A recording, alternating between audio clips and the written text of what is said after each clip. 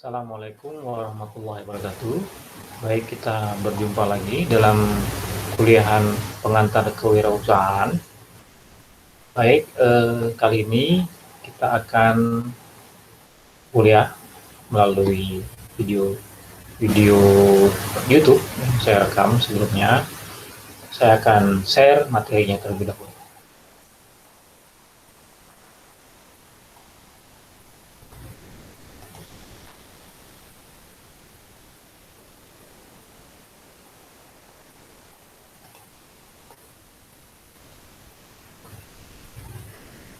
Baik, materi untuk kali ini saya akan membahas tentang pengembangan perilaku berwirausaha. Nanti kita akan membahas tentang bagaimana perilaku berwirausaha itu yang membangun motivasi kalian untuk mau berwirausaha. Kemudian sifat-sifat apa saja yang harus dimiliki oleh seorang wirausahawan. Kemudian nanti terakhir adalah tipe-tipe pekerjaan atau yang seperti saya ceritakan, ada 4 tipe pekerjaan menurut Kiyosaki, yaitu dia sebut sebagai kuadran cash flow. Kita mulai saja pendahuluan bahwa impian adalah ambisi dari dalam diri manusia untuk memotivasi, bergerak, dan maju.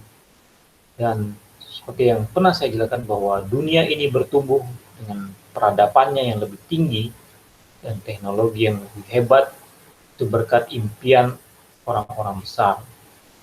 Jadi orang-orang yang tercatat dalam sejarah itu sebagai orang-orang besar itu adalah mereka sebelumnya adalah para pemimpi atau memiliki impian yang kuat. Kemudian bagaimana mewujudkannya, tidak hanya bermimpi tapi juga mimpi-mimpi tersebut selalu dimunculkan dalam pikiran dan diwujudkan dalam aktivitas.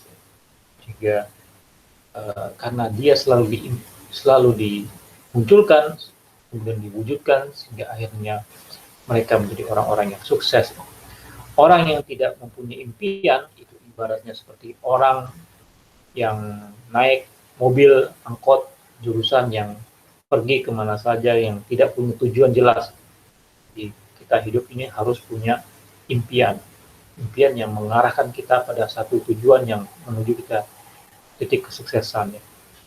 Dan orang-orang yang berhasil mencatat nama dalam sejarah itu rata-rata mereka punya ciri khas, yaitu selalu memperbarui impian mereka. Ya. Atau banyak pengusaha-pengusaha sukses itu mereka selalu punya impian dan memperbarui impian.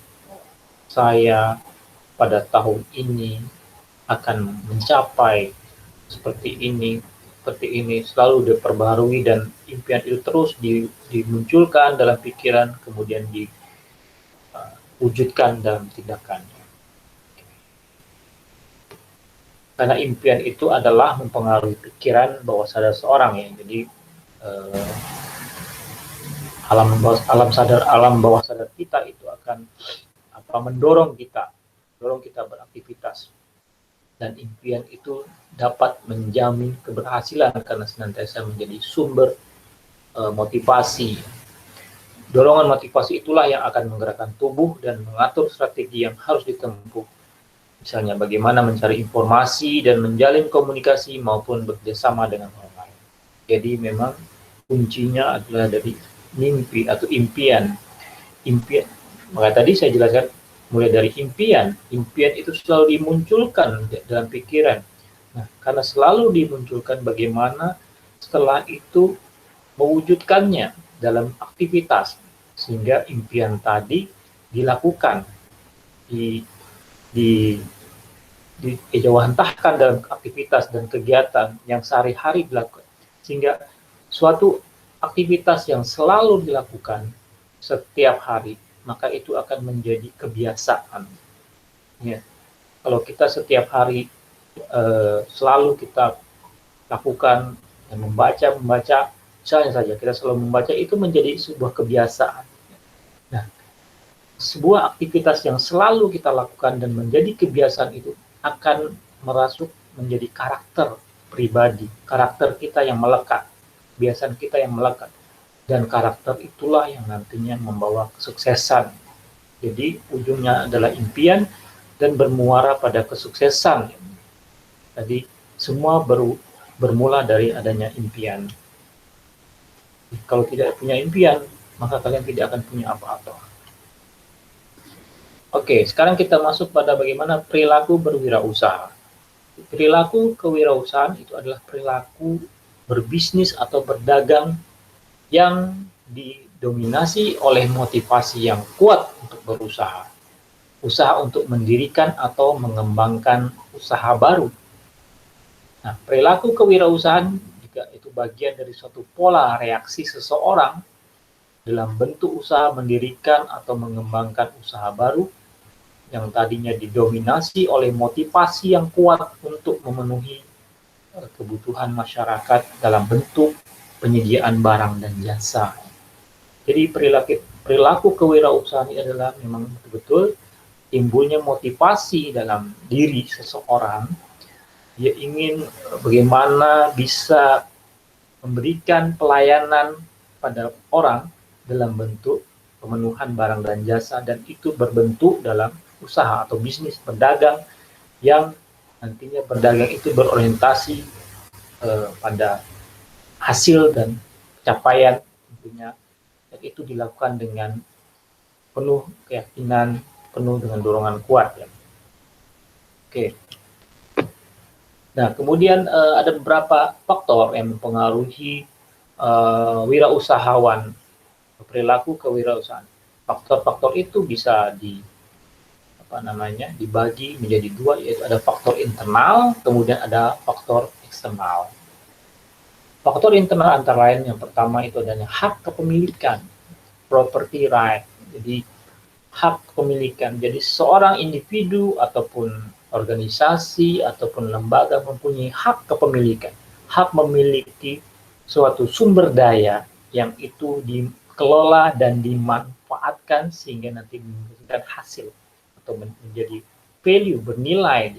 Jadi pentingnya dulu adalah punya hak kepemilikan. Jadi kalau tanpa adanya hak kepemilikan, maka seseorang tidak bisa melakukan apa-apa. Dan hak kepemilikan ini tentunya kalau diwujudkan dalam bisnis itu adalah hak kepemilikan terhadap modal, hak kepemilikan terhadap aset, hak kepemilikan terhadap keahlian, kompetensi yang itu menjadi kepemilikan mereka yang difungsikan untuk mengelola sumber daya. Hak kepemilikan itu digunakan untuk mengelola sumber daya. Sumber daya ini bisa berbentuk aset, kemudian termasuk keahlian yang nantinya dikelola dan menghasilkan value. Kemudian yang kedua adalah kemampuan atau kompetensi, ability, kompetensi. Jadi seorang wirausaha itu harus punya kompetensi, kemampuan yang baik itu kemampuan dalam keahlian mengelola usaha, kemampuan skill dalam teknik-teknik tertentu, kemampuan dalam menggunakan teknologi, kemampuan dalam berbisnis, kemampuan bernegosiasi, kemampuan mempengaruhi, dan kemampuan-kemampuan lainnya. Kemudian intensif atau bersungguh-sungguh dan selalu diulang-ulang, bersungguh-sungguh melakukannya dan intens.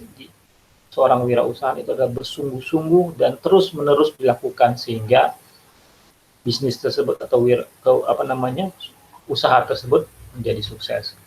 Kemudian yang lain adalah kepribadian, karakter yang mendorong bagaimana karakter yang positif, kepribadian positif sehingga kewirausahaan itu bisa berjalan dengan sukses. Nah, kemudian dari faktor eksternal itu ada environment atau lingkungan. Lingkungan itu sangat mempengaruhi seseorang untuk bagaimana berwirausaha. Seorang wirausaha tentunya harus bisa merespon dari lingkungan itu.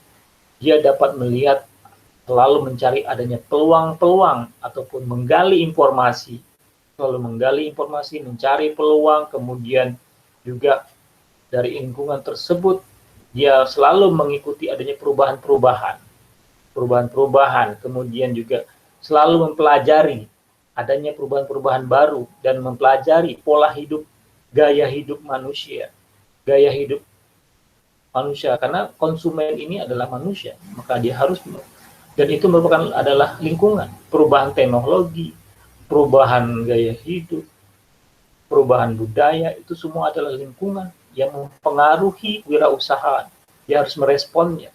Maka dari itu dalam kemampuan, berbicara kemampuan dan dikaitkan dengan perubahan lingkungan, maka saya pernah ceritakan seorang wirausahaan yang sukses dia harus punya kapabilitas dinamik, kemampuan yang dinamik, kemampuan yang selalu mengikuti, menyesuaikan dengan perubahan-perubahan lingkungan yang begitu cepat, apalagi sekarang ini ya di era digital, di era pandemik yang memaksa kita harus melek terhadap digital. Itu adalah perubahan lingkungan dan itu harus seorang yang melihat meresponnya, dia harus capable dan dinamik. Dia melihat perubahan itu sebagai sebuah peluang dan harus dipelajari, kemampuan untuk mempelajari, kemampuan untuk terus mengetahui, menggali informasi, mencari peluang-peluang yang ada di situ dan kemudian dia mampu mengadaptasi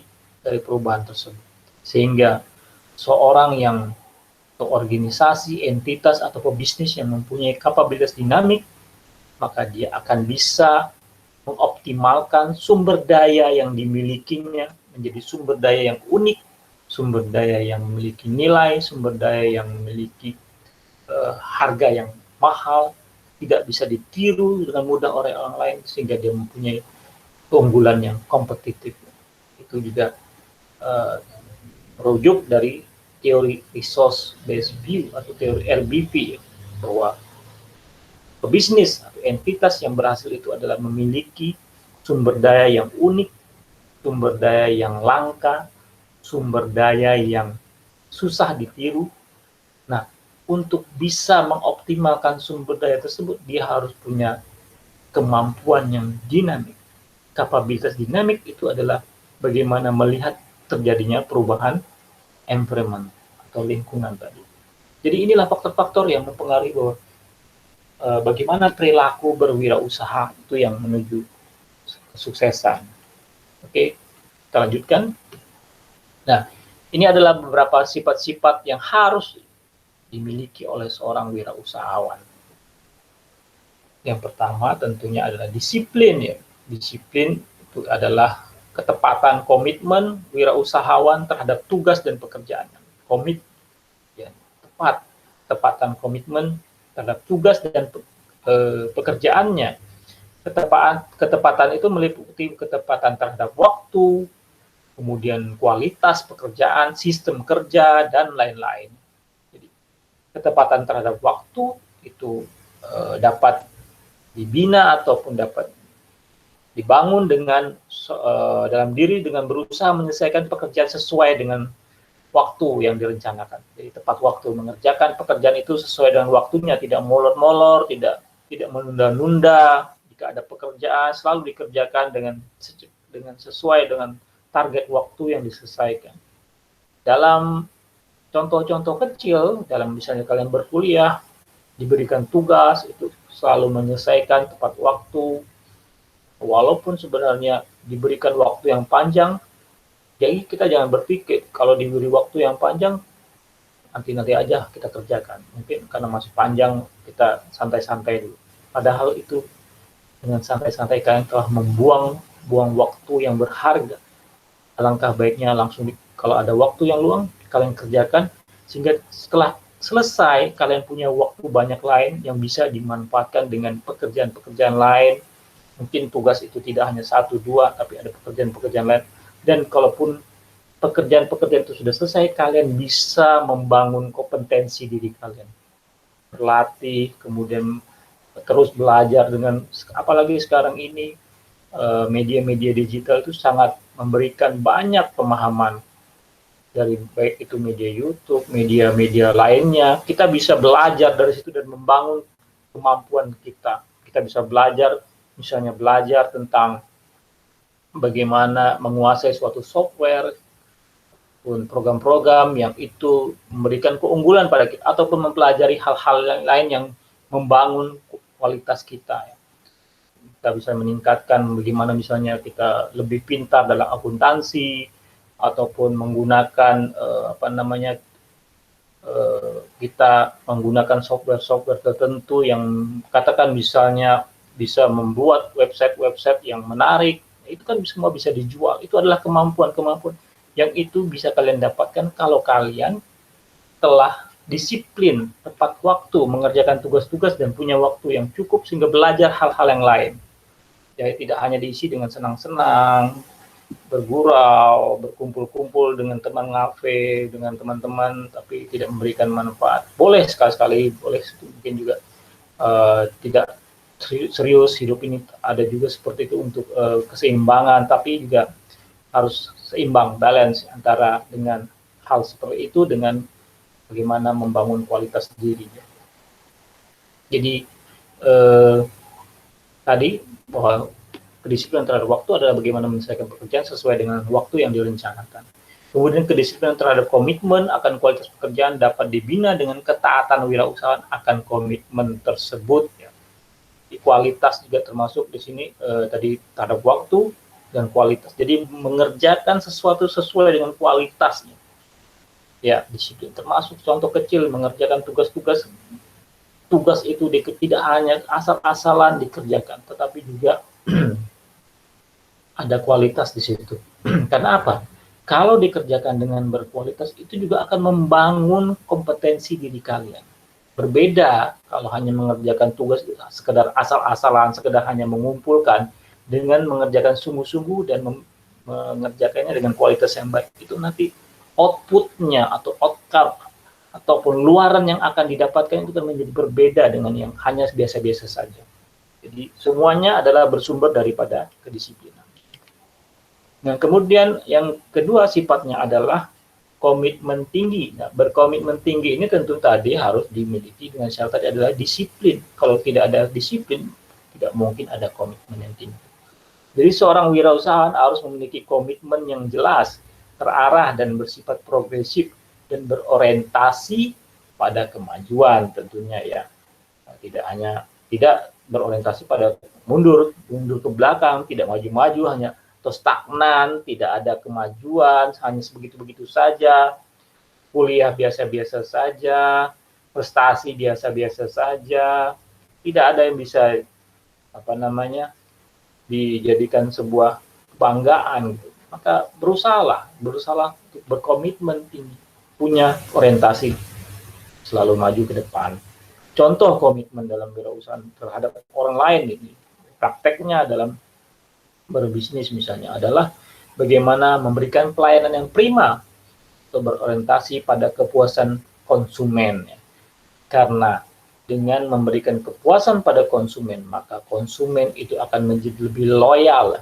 Jadi membangun hubungan jangka panjang dengan konsumen itu adalah dengan cara memberikan kepuasan. Ini salah satu dalam strategi atau manajemen hubungan jangka panjang, customer relationship management ya, atau CRM ya, konsep CRM ini termasuk salah satu konsep CRM, customer relationship management. Jadi bagaimana mengelola hubungan jangka panjang dengan konsumen itu adalah memberikan kepuasan, berikan konsumen itu kepuasan yang diinginkannya. Kualitas produk yang sesuai dengan harga yang dia bayarkan, harga yang kita tawarkan, itu adalah juga salah satu konsep CRM. Dan penyelesaian bagi masalah konsumen dan sebagainya. Jadi konsumen itu butuh produk itu karena dia punya masalah. Ada karena masalah, maka dia membutuhkan produk. Maka produk yang kita berikan itu adalah menyelesaikan masalahnya ataupun memenuhi keinginannya. Itu juga adalah salah satu cara-cara bagaimana membangun loyalitas konsumen. Konsumen kalau sudah menjadi loyal berarti sudah menjadi pelanggan ya. Berbeda antara konsumen dan pelanggan. Konsumen bisa jadi hanya beli satu kali, tapi kalau pelanggan beli berkali-kali pada kita. Kalau kita sudah punya pelanggan dalam bisnis, kita tidak susah lagi untuk menjual produk kita, kan ada pelanggan tetap kita. Ya, walaupun dalam konsepnya kita terus harus memperbesar pelanggan, memperbesar pasar, selalu mempromosikan bisnis kita menjadi lebih luas. Kemudian, nah ini juga yang harus dimiliki seorang wirausaha, sifat jujur ini adalah yang hal sangat fundamental. Kejujuran dalam berperilaku bersifat kompleks, kejujuran mengenai karakteristik produk, barang, dan jasa yang ditawarkan, kejujuran mengenai promosi yang dilakukan, kemudian kejujuran mengenai pelayanan purna jual yang dijanjikan, dan kejujuran mengenai segala kegiatan yang terkait dengan penjualan produk yang dilakukan oleh wirausaha. Jadi, kalau bisnis itu dilakukan dengan tidak jujur, maka jangan harap bisnis itu berkelanjutan panjang. Pasti hanya umurnya jangka pendek. Kita sering lihat cerita, dengar ada orang yang berjualan, berdagang itu dengan cara yang tidak jujur ya, baik dalam bentuk layanan, kemudian produk-produk yang diberikan itu tidak sesuai dengan apa yang disampaikan, apa yang dipromosikan. Akibatnya apa? Orang kecewa. Kalau sudah kecewa, maka dia tidak akan mau lagi beli. Mungkin pertama dia terima banyak, dijual dengan harga mahal, ternyata produknya tidak sesuai. Dia mungkin di awal dia akan mendapatkan uang ataupun keuntungan yang tinggi, tetapi itu sifatnya jangka pendek. Kemudian habis selesai, orang sudah tidak mau lagi beli pada itu. Ada dari sifat kejujuran. Jadi kalau tidak jujur, maka tidak selamat. Jujurlah, maka Anda akan selamat. Apapun itu, dalam aktivitas apapun itu, termasuk dalam aktivitas perkuliahan dan aktivitas ujian, jujurlah. Kalau Anda jujur, maka Anda akan selamat. Begitu juga dalam berbisnis.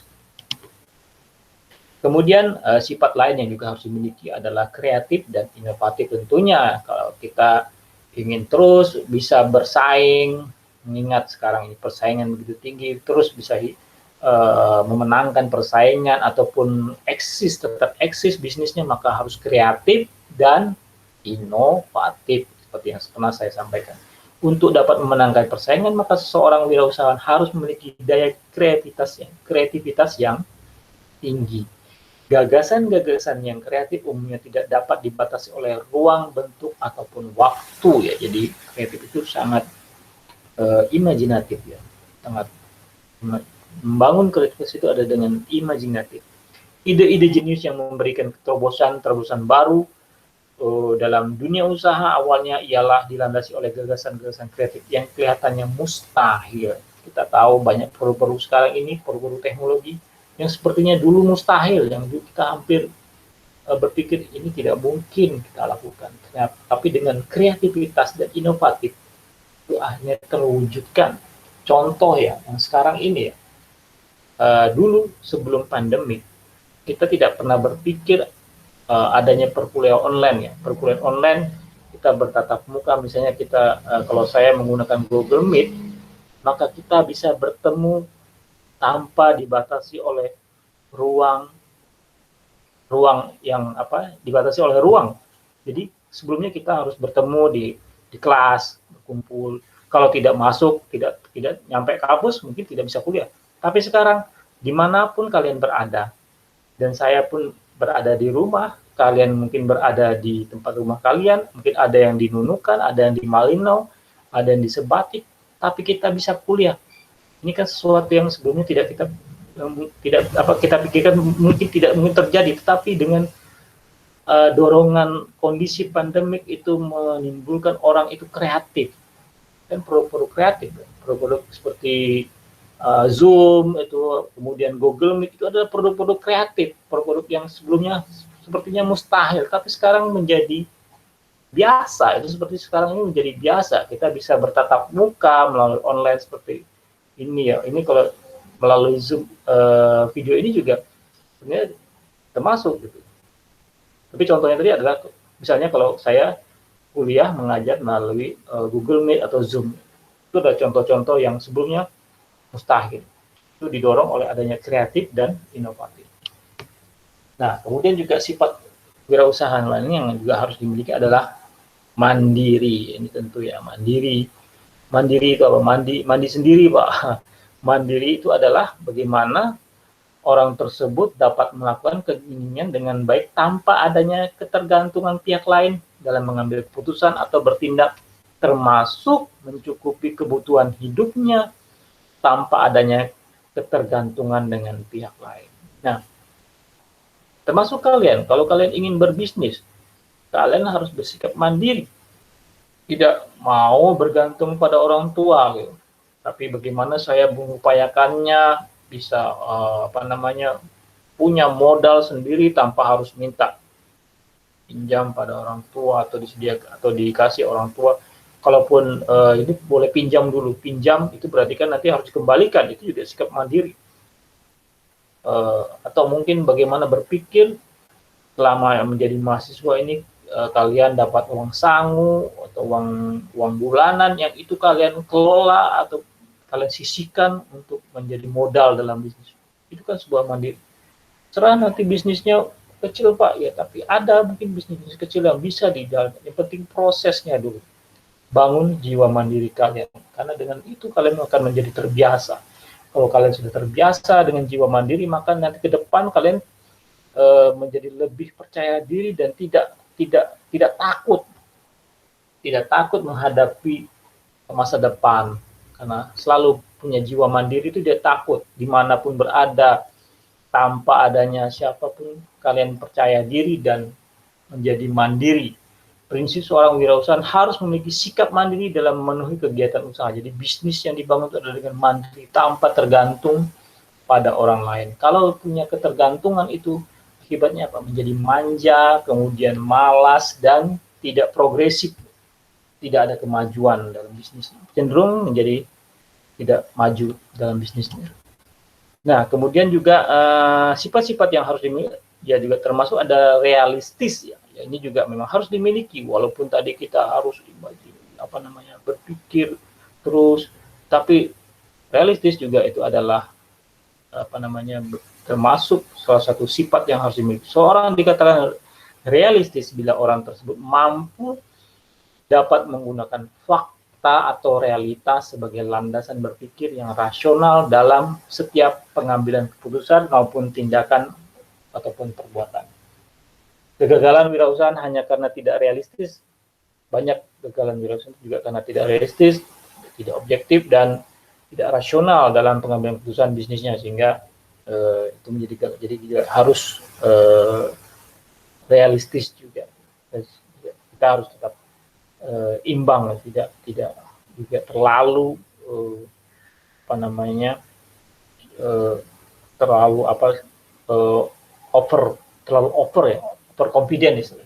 over confident, maka kita juga harus realistis.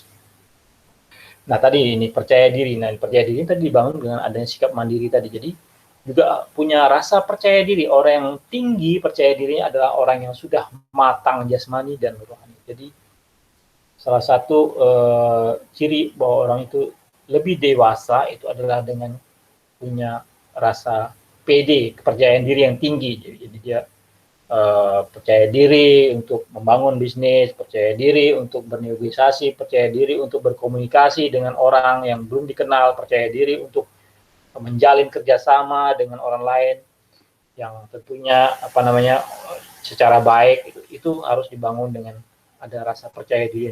Tapi tadi percaya diri itu juga dibangun tadi karena ada jiwa mandiri. Tanpa ada jiwa mandiri, maka percaya diri itu tidak akan terbangun. Jadi karakteristik kematangan seorang adalah ya tidak tergantung pada lain. Tadi tidak tergantung itu kan berarti mandiri. Memiliki rasa tanggung jawab yang tinggi. Jadi komitmen, tanggung jawab, objektif, kritis, emosional stabil, dan tidak mudah tersinggung dan tidak mudah naik pitam atau marah, ya, temperamen. Gitu. Jadi orang yang percaya itu lebih tenang.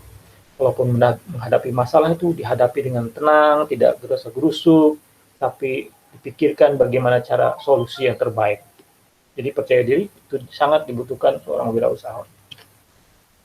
Nah, ini juga bahwa seorang wirausahawan itu terus harus berorientasi pada tugas dan hasil. Ya, tentunya kalau bisnis nggak ada berorientasi pada tugas dan hasil, ya, jadi mengambang, tidak tahu arahnya mau kemana. Ya, kalau namanya bisnis berorientasi pada tugas dan hasil ya tentu bisnis itu harus menghasilkan. Tidak mungkin tidak menghasilkan. Kalau tidak menghasilkan ya udah.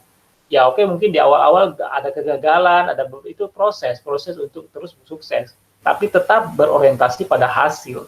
Bahwa bisnis itu ya terus pasti adalah harus profit, yaitu hasil, profit dan untung dan bertumbuh. Nah, walaupun mungkin tidak mudah mencapainya, perlu berproses beberapa kali ataupun perlu juga bagaimana strategi yang baik, ya, itu memang harus dilakukan. Ya, tadi tidak mematahkan semangat. Bisa jadi 1-2 kali langsung berhasil itu bisa saja. Tapi tadi itu tetap semangat dan berorientasi pada tugas dan hasil. Tidak. Jadi ada sesuatu yang dikejar. Jadi berbagai motivasi akan muncul dalam bisnis jika berusaha dan meningkatkan prestise. Kita akan mampu bekerja keras, energik tanpa malu dilihat teman, asal yang kita kerjakan adalah halal. Kemudian sifat yang juga harus adalah dimiliki orang wirausaha adalah pengambilan risiko. Ya, ini jadi memang berani mengambil risiko berbisnis. Kalau tidak mau risiko ya berarti nggak usah bisnis, udah biasa-biasa aja. Jadi seorang bisnis harus mau berani mengambil risiko, karena memang setiap aktivitas itu pasti ada risiko, tapi bagaimana kita kelola risiko itu menjadi berkurang, meminimalisir risiko. Tentu itu ada trik, ada pelajarannya, ada manajemennya, bagaimana manajemen risiko. Itu artinya kita memang mau tidak mau berhadapan dengan risiko, tapi bagaimana kita mengelola risiko itu menjadi berkurang. Jadi wirausahawan penuh risiko dan tantangan seperti persaingan. Tidak mungkin itu kita tidak ada persaingan. Harga turun naik, itu sudah menjadi biasa. Barang tidak laku dan sebagainya. Namun semua tantangan ini harus dihadapi dengan penuh perhitungan, manajemen pengelolaan risiko. Perhitungan itu maksudnya bagaimana risiko itu dikelola. Perhitungan ada perencanaan, kemudian bagaimana tindakannya. Gitu. Kemudian sifat yang lain adalah kepemimpinan. Ya, pemimpin itu harus mau menerima kritik dari bawahan dan harus bersifat responsif. Selain itu, jiwa kepemimpinan itu adalah bagaimana bisa mengarahkan orang lain untuk melakukan kegiatan-kegiatan yang produktif. Jadi jiwa kepemimpinan itu bisa mempengaruhi dan mengarahkan orang lain untuk bawahannya itu bisa melakukan kegiatan-kegiatan yang produktif. Tentunya kalau seorang wirausaha tentunya nanti punya bawahan, punya karyawan, harus punya jiwa kepemimpinan, bisa mengarahkan karyawannya untuk bekerja dengan produktif. Nah, kemudian juga adalah sifat yang dimiliki adalah orisinal ya. Tidak hanya mengekor pada orang lain, jadi bisnisnya harus ya different, berbeda ataupun punya originalitas. Jadi tidak mengekor, tidak ikut-ikutan, walaupun ada suatu bisnis tren yang bisa kita ikuti, tapi kita tidak hanya bergantung pada itu, tapi kita punya originalitas. Memiliki pendapat sendiri, ada ide yang orisinil dan mampu untuk melaksanakan sesuatu. Jadi orisinil tidak berarti baru sama sekali, tetapi produk tersebut mencerminkan hasil kombinasi baru atau reintegrasi dari komponen-komponen yang sudah ada. Jadi model-model yang lama kemudian digabungkan jadilah baru, sehingga melahirkan sesuatu yang baru. Nah, ini contohnya saya pernah cerita itu, makanan-makanan produk-produk sekarang ini banyak yang orisinal, yang baru. Misalnya kita dibuka-buka ada burger hitam, ya, burger dengan tampilan hitam. Itu ada burgernya ada lama, tapi tampilannya baru dengan bentuk yang hitam. Kemudian macam-macam tadi, berbagai macam. Misalnya ada kalian mungkin pernah dengar es krim goreng ya. Es krim itu kan produk lama, tapi ditampilkan dengan baru, digoreng. Jadi es krimnya dengan rasa goreng. Kemudian ada lagi semangka goreng. Itu sesuatu yang lama, tapi adalah bagaimana digabungkan tadinya es krim dengan gorengan, jadi es krim goreng itu jadi sesuatu yang baru. Begitu juga kalian punya original produk apa gitu. Jadi yang lama dengan yang lama digabungkan kemudian dia menjadi baru. Jadi kalau dalam keilmuan itu istilahnya melakukan sintesis, mengintegrasikan. Tadi sintesanya adalah contoh es krim itu kan dingin, sintesa es krim, sintesa goreng, digabung jadi es krim goreng, itu jadi orisinal. Atau kalau dalam penelitian itu disebut novelty, kebaruan. Okay. Nah, kemudian yang berikutnya adalah berorientasi ke masa depan. Jadi seorang wirausaha akan menyusun perencanaan dan strategi yang matang agar jelas langkah-langkah yang akan dilaksanakan. Ya, berorientasi masa depan artinya bagaimana bisnis dan bisnis atau kewirausahaan tersebut berkelanjutan, terus berkelanjutan, tidak berhenti sampai di sini berhenti, tapi terus menerus sampai bisnis itu menjadi berkelanjutan.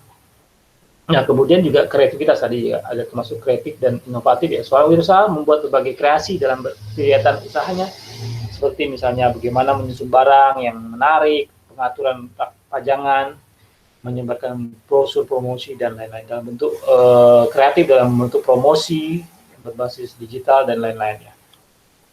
Oke, itu tadi tentang sifat-sifat yang harus dimiliki oleh seorang wirausaha. Sekarang kita masuk pada tipe pekerjaan yang ini pernah saya ceritakan di depan waktu di perkuliahan pertama, bagaimana ini menurut konsep Robert T. Kiyosaki tahun 2015 bahwa ada 4 jenis pekerjaan yang dalam dunia ini, ada 4 tipe pekerjaan oleh manusia atau yang dikenal dengan istilah cash flow quadrant. Jadi di sini ada kuadran sebelah kiri dan ada kuadran sebelah kanan. Dan ternyata di kuadran sebelah kiri itu hampir 95% itu orang melakoninya. Dan yang kuadran kanan itu baru 5%. Sangat terbuka, baru 5%. Kita mulai dari yang kuadran kiri. Ini yang pertama employee atau pekerja. Jadi ini adalah pekerja, Anda mendapatkan penghasilan itu dengan bekerja. Jadi Anda bekerja untuk pihak lain ya. Jadi pegawai, jadi karyawan, PNS, jadi karyawan swasta itu disebut dengan employee. Maka di situ pegawai itu terikat pada pekerjaan, terikat pada waktu, kemudian masuk jam 8, pulang jam 4 atau jam 5, jadi terikat pada waktu dan tidak punya kebebasan. Walaupun dia di situ dia aman, merasa aman karena dia memperoleh gaji setiap bulan, dia aman, tapi dia tidak punya kebebasan. Yang kemudian yang kedua adalah self-employed. Self-employed ini adalah pekerja profesional. Ya. Ini masih mending, tapi dia adalah bekerja untuk pekerjaan. Contoh dokter, artis, akuntan, pengacara, lawyer ya, pengacara, kemudian dokter dan lain-lain ya. Jadi ini ada profesi. Profesi ini disebut dengan self-employed. Dia bekerja untuk pekerjaan. Kalau yang tadi ini bekerja pada pihak lain, sementara ini bekerja pada pekerjaan. Nah, kemudian kita melihat yang di sisi kuadran sebelah kanan, yang ternyata baru 5%. Yang pertama itu adalah business owner. Jadi pemilik usaha. Business owner. Bisnis bekerja untuk Anda. Jadi kita di sini, kalau tadi sini bekerja untuk pihak lain, bekerja untuk pekerjaan, sementara ini bisnis yang bekerja untuk Anda atau pada kita, yaitu adalah seorang pemilik perusahaan, misalnya pewaralaba dan terwaralaba atau waralaba pribadi, franchising itu, seperti franchising itu, contohnya itu Kentucky Fried Chicken, apalagi hamburger dan lain-lain yang diwaralabakan. Jadi itu dia pemilik bisnis dan di situ dia memiliki sistem. Nanti kita jelaskan lebih panjang. Kemudian yang berikutnya yang adalah investor. Ini kan pernah saya jelaskan. Investor itu apa? Jadi kalau ini bisnis yang bekerja untuk investor, itu adalah uang yang bekerja untuk Anda. Jadi Anda tidak mencari uang, tapi uang yang mengejar Anda. Istilahnya seperti itu. Jadi contoh misalnya pemegang saham, pemilik properti, pemegang reksadana, pemegang obligasi, investor ya kan. Jadi berinvestasi baik dalam investasi investasi aset berwujud, properti ini kan aset berwujud. Sementara yang saham, reksadana ini adalah aset-aset keuangan atau portofolio itu istilahnya ya. Oke, sekarang kita jelaskan masing-masing. Jadi kuadran kiri ada employee, ada self-employed. Kuadran kanan ada business owner dan investor. Employee atau pekerja adalah orang yang bekerja untuk pihak lain dan mendapatkan balas jasa berupa gaji dan atau tunjangan. Ada contohnya pegawai, karyawan, ya, dan lain-lain.